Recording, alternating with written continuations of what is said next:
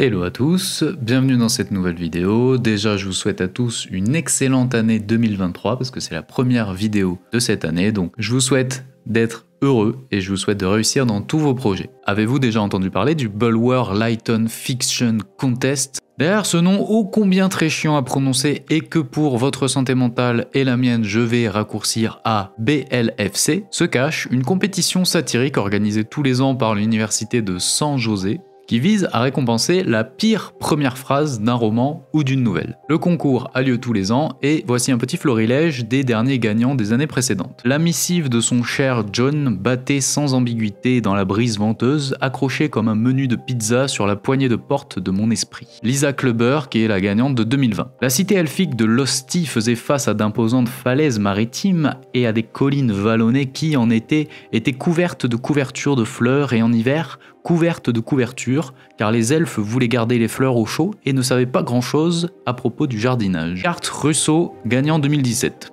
Et enfin la petite pépite 2022, j'ai su qu'elle avait un problème la seconde où elle rentra dans mon agence de pressing et de détective, et après avoir laissé tomber une pile de sous-vêtements dans une machine à usage intensif, elle se tourna vers moi, demanda deux choses, que je retrouve son mari disparu, et que je lui fasse un salami sur du seigle avec de la moutarde épicée, fondant en larmes quand je lui dis que j'étais à court de salami. Remontons un peu à l'origine de ce concours. Le BLFC donc tire son nom de l'auteur Bulwer-Lytton, né en 1803 et mort en 1873, et à qui l'on doit notamment le roman Les Derniers Jours de Pompéi. Mais avant d'écrire un de ces fameux romans, Bulwer-Lytton s'attelle en 1930 à un roman qui s'appelle Paul Clifford. Et donc le roman commence comme ceci: C'était une nuit sombre et orageuse. Ou on peut aussi le trouver avec la traduction par une sombre nuit d'orage. Ok, on est en 1930, on va faire un petit bond dans le temps, on est à présent en 1950. Charles Schulz, qui est un auteur de bande dessinée, dessine un petit chien qui, devant sa machine à écrire, cherche l'inspiration. Comme pour se moquer un petit peu de la phrase de notre cher Bulwer-Lytton, c'était une nuit sombre et orageuse, Charles Schulz décide de commencer toutes les aventures de Snoopy par cette phrase, c'était une nuit sombre et orageuse. Donc déjà en 1950, la phrase est devenue un petit peu cliché, mais le fait que Charles Schulz l'utilise dans toutes les aventures de Snoopy va encore accentuer l'ironie et la moquerie autour de cette phrase. Et donc le succès de Snoopy va répandre la légende selon laquelle cette phrase serait la pire première phrase de roman de tous les temps. Rien que ça. Encore un bond dans le temps, on est en 1982 et le professeur Scott Rice de l'université de San José, on y revient, affirme donc que cette phrase est la pire phrase de début de roman de tous les temps et va donc ainsi créer le concours Bulwer-Lytton Fiction Contest. Et donc depuis 40 ans, ce concours décerne le prix du pire début de roman. En tant qu'écrivain, la première phrase de votre roman vous a forcément hanté. Il est de notoriété publique et à juste titre que le début d'un roman est une phase cruciale. Peut-être la chose la plus importante avec la fin. On a envie d'accrocher le lecteur immédiatement, de l'embarquer en quelques mots dans un torrent d'émotions, de questions, de suspense, de plaisir, en quelques lignes à peine, en quelques mots, le captiver pour qu'il ne lâche jamais votre livre. On est tous donc en quête de cette formule magique qui en quelques mots captiverait le lecteur. Si vous êtes comme moi, donc, le début de roman vous hante. Vous y pensez souvent, voire tout le temps. Vous enlevez des mots, vous changez l'ordre des phrases, puis vous remettez les mêmes mots, puis vous remettez dans le même sens des phrases, puis en fait vous supprimez tout et vous recommencez à zéro. Puis oui, puis non, puis zut. Puis enfin, non, peut-être, je sais pas. Qui suis-je? Et puis vous pensez, ah, c'était une nuit sombre et orageuse. Pourvu que vous n'écriviez pas ce genre de début sans même vous en rendre compte. Mais alors, du coup, comment arriver de façon consciente à écrire un bon début, voire un excellent début? Existerait-il donc cette fameuse formule magique qui permettrait d'écrire un excellent incipit à tous les coups?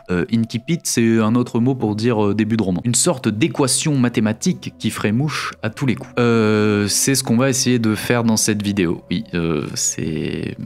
voilà. Je me disais, comme premier objectif 2023... un truc un peu léger pour commencer, c'est pas mal. Allez, on va essayer de voir ça tout de suite. Revenons à notre cher Bulwer-Lytton qui décidément n'a vraiment pas un nom facile. Je me suis amusé donc à lire tous les débuts qui ont gagné le concours BLFC et ce que j'ai remarqué c'est qu'en fait le concours a glissé au fil des années de phrases un petit peu bateau, sans personnalité comme c'était une nuit sombre et orageuse, à un concours de qui c'est qui va écrire le début le plus drôle et absurde. C'était une nuit sombre et orageuse. Le problème dans cette phrase tient plus de son contexte historique. En 1803, je doute que cette phrase était vraiment cliché. Certes, elle apporte pas grand-chose hormis installer une sorte d'ambiance un petit peu inquiétante. On ne sait rien de l'histoire, on ne sait rien des personnages. Donc effectivement, en 2023, soit 220 ans plus tard, oui, cette phrase est un cliché ambulant, mais moi j'y vois plutôt une forme de génie en fait. On va essayer de prendre la mécanique de construction des clichés à l'envers. Donc on part d'un cliché. Mais avant ça, donc on a une sorte de lassitude généralisée due à la surutilisation d'un élément. Encore avant, il y a donc une tendance à répéter cet élément. Et donc encore avant, il y a un intérêt grandissant pour cet élément juste avant qu'il soit copié et répété à l'infini. Donc au tout début, il y a un élément qui va être amené donc à soit bousculer les codes, soit à plaire à une majorité de personnes, soit à apporter quelque chose de neuf. Pour moi, donc quelque chose qui est devenu cliché, c'est quelque chose qui à la base a eu un impact tellement énorme que tout le monde a voulu s'en inspirer jusqu'à l'écœurement. Donc, c'était une nuit sombre et orageuse, pour moi n'est pas vraiment une mauvaise phrase, au contraire, elle a eu un impact tellement énorme que 220 ans plus tard, on continue à en parler. Alors oui, on n'en parle pas pour les bonnes raisons, mais quand même, cela n'a entaché en rien à la qualité globale de l'œuvre de Bulwer-Lytton. Décidément, je n'arrive pas à le prononcer. Aujourd'hui, donc, les gagnants de ce concours BLFC lorgnent davantage vers l'humour, le second degré, l'absurde, comme en témoignent donc ces autres exemples que je vais vous lire juste maintenant. Désiré avait tout, famille, argent, pouvoir, amant, un golden retriever et un herpès. Donc ça c'est de David Baker. Je propose que vous vous consacriez à la peinture, monsieur Van Gogh, vous n'avez pas l'oreille musicale. Ça, c'est un autre gagnant qui s'appelait Lee D'Angelo. On est clairement dans des cas où les auteurs ont conscience de la médiocrité de leur première phrase. Donc leur approche est beaucoup plus cynique et beaucoup moins innocente que la phrase de Bulwer-Lytton. Mais à nouveau, je ne pense pas qu'on puisse dire que ces phrases soient véritablement mauvaises. On peut ne pas aimer l'humour, mais on va dire grammaticalement et littéralement parlant, ces phrases ne sont pas mauvaises. Désiré avait tout, famille, argent, pouvoir, amant, un golden retriever et un herpès. Grammaticalement, cette phrase est tout à fait correcte. L'humour peut ou pas faire rire. On a à la fois l'introduction d'un personnage et ensuite un comique d'énumération qui se conclut par un élément absurde. Donc la phrase nous donne déjà plusieurs informations. Déjà, le roman sera humoristique, peut-être même sarcastique, voire satirique. Deuxième, on va relater l'histoire d'une femme, alors que ça soit pour un chapitre ou pour tout le roman, mais en tout cas, on a des infos sur un personnage. Et enfin, c'est une femme donc puissante, peut-être de la haute société. Certes, il manque un élément, à mon sens, qui permettrait de se projeter et qui est vital pour un début de roman, c'est se faire questionner le lecteur sur la suite. Que va-t-il se passer? Comment cela est-il possible? Que va faire le héros? Comment s'est-il retrouvé dans cette situation? Etc. Là, on n'a pas ça, et donc hormis la caractérisation d'un personnage par l'humour, on n'a pas forcément envie d'en savoir plus. À part si, bien sûr, la phrase vous a plié en deux de rire, ce que ici personne ne jugera. Effectivement, cet incipit n'est pas exceptionnel, mais tous ceux que je vous ai lus ne sont définitivement pas des pires débuts de roman de tous les temps. Non, il y a pire. Oh oui, il y a bien pire. On verra ça plus tard. Revenons donc un petit peu à notre objectif initial qui est donc de trouver une formule magique qui permettrait de réussir son début de roman à tous les coups. Comment pourrait-on retranscrire ses premiers ressentis à travers cette formule? Oui, désolé, on va faire des maths, donc mettez votre ceinture de sécurité, ça va bien se passer. Donc, information sur les personnages, sur le lieu, sur le temps, sur l'ambiance, sur la thématique, plus le ton du roman égale un bon début. Et donc, information, personnage, lieu, temps, ambiance, etc., plus le ton du roman, moins préparer la suite, égale un début de roman moyen, voire pas terrible. Donc, information, personnage, lieu, temps, ambiance, plus ton, plus préparer la suite, égale bingo. On commence à toucher du doigt la réponse à la question. Mais ne restons pas à la surface de l'iceberg, mettez votre tenue de plongée car on va plonger encore plus profondément dans les mécaniques de l'incipit. Si vous voulez voir un top 20 des meilleurs débuts de roman, je vous conseille d'aller voir la vidéo de Link the Sun qui traite de ce sujet, je vous ai mis un lien dans la description, je trouve qu'elle est vraiment super bien faite. On va s'intéresser à un début de roman très connu qui fera un très bon parallèle avec celle de Bulwer-Lytton. Voici la première phrase du roman 1984 de George Orwell. C'est un jour d'avril froid et lumineux et les pendules sonnent 13 heures. D'un premier abord, on pourrait se dire, oui effectivement, c'est tout aussi chiant que c'était une nuit sombre et orageuse. À part l'impression d'être un dimanche après-midi chez Mamie Suzette et non merci je ne veux pas de tes biscuits tout secs, pas de quoi sauter au plafond. Sauf que, il n'y a pas 13 heures sur les pendules. Et c'est là pour moi la différence entre un début lambda et un excellent début de roman. Parce qu'en plus d'installer une ambiance, George Orwell utilise une phrase ultra bateau voire chiante pour distiller son univers, un questionnement, l'air de rien, comme ça, en scred. Tellement subtil que je suis sûr que plein de lecteurs sont passés à côté, et moi le premier. Et en fait, cette phrase, elle peut être vue comme un parallèle sur tout le roman 1984. Le quotidien des gens a changé sans qu'ils s'en rendent compte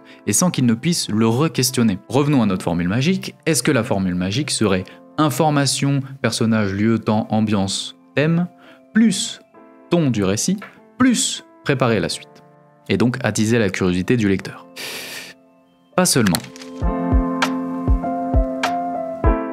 Si vous voulez vraiment que je vous dise, alors sûrement la première chose que vous allez demander, c'est où je suis né et à quoi ça a ressemblé ma saloperie d'enfance et toutes ces conneries à la David Copperfield. Mais j'ai pas envie de raconter ça et tout. L'attrape-cœur de Salinger. Ce début de roman fait partie de ceux que l'on cite souvent quand on veut désigner le meilleur incipit de tous les temps. Donc on retrouve bien des informations sur le personnage à travers des phrases comme ma saloperie d'enfance ou sur son envie de se raconter, sur le pronom je utilisé par le narrateur. Donc on a aussi un ton qui est direct, qui est franc, presque agacé, et on a également d'une certaine façon la préparation de la suite avec la façon dont a le narrateur de nous dire qu'est-ce qu'il ne va pas nous raconter et qui forcément nous pousse à nous questionner, bah du coup tu vas nous raconter quoi? Donc on retrouve bien notre équation, information plus ton plus préparer la suite, mais il y a un autre élément crucial dans ce début de roman. En fait il était là depuis le tout début de tous les incipits que je vous ai lus, des pires aux meilleurs, c'est évidemment le style de l'auteur, sa plume, sa personnalité, son univers, son rythme, sa façon de découper les phrases, sa façon d'utiliser les mots, son utilisation également des figures de style, voilà c'est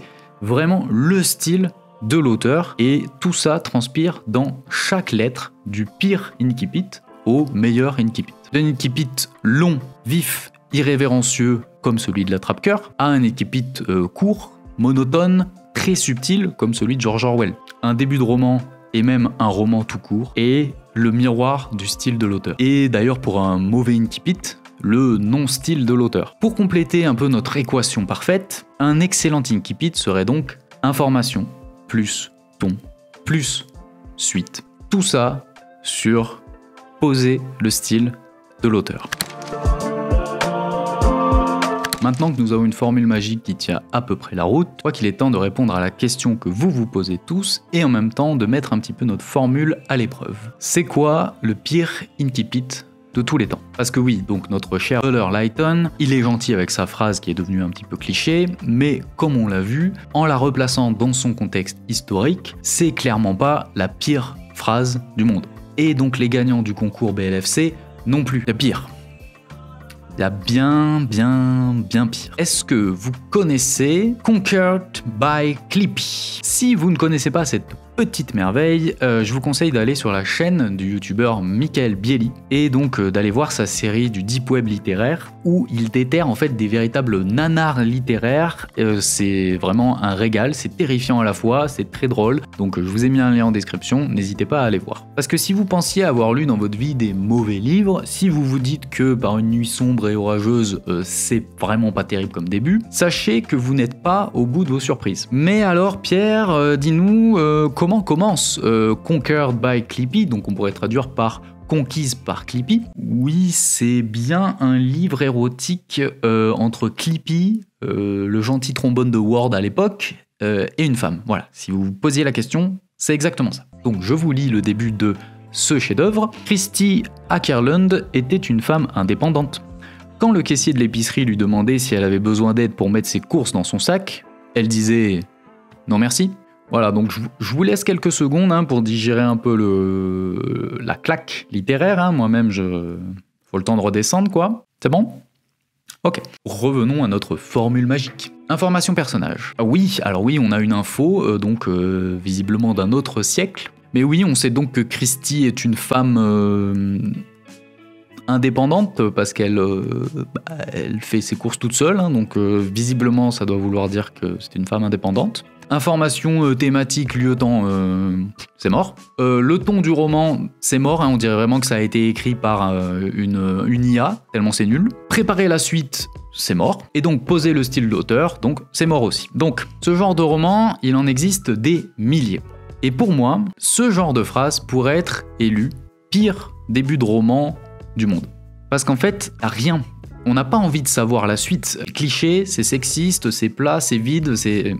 Y a rien. Aucun trait d'esprit, aucune accroche. Pire que ça, on déteste même pas Christie, le personnage, on déteste l'auteur qu'il y a derrière. Parce qu'on déteste finalement la vision qu'il a du monde et qu'il pose comme ça en à peine 2 lignes. C'est terrifiant. C'est pas qu'on n'a pas envie de savoir ce qui va arriver à Christie, même si au vu de la couverture, je pense qu'on n'a vraiment pas envie de savoir ce qui va arriver à Christie, mais on n'a pas envie de lire une histoire de quelqu'un qui pense qu'être une femme indépendante, c'est faire ses courses toute seule, c'est ne pas se laisser tenir la porte, c'est ce genre de conneries. D'où l'importance que tient l'auteur, que tient son style et que tient le propos dans l'histoire qu'il veut raconter et la manière dont il va la raconter.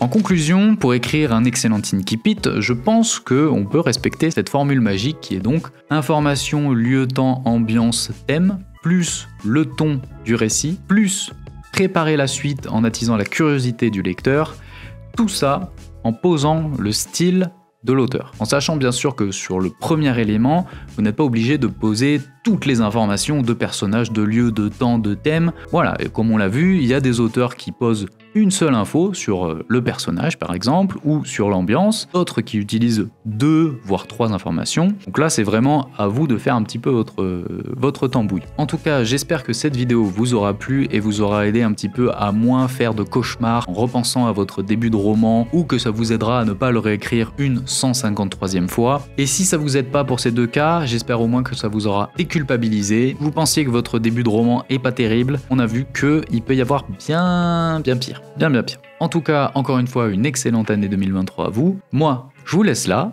Portez-vous bien et écrivez bien. Ciao!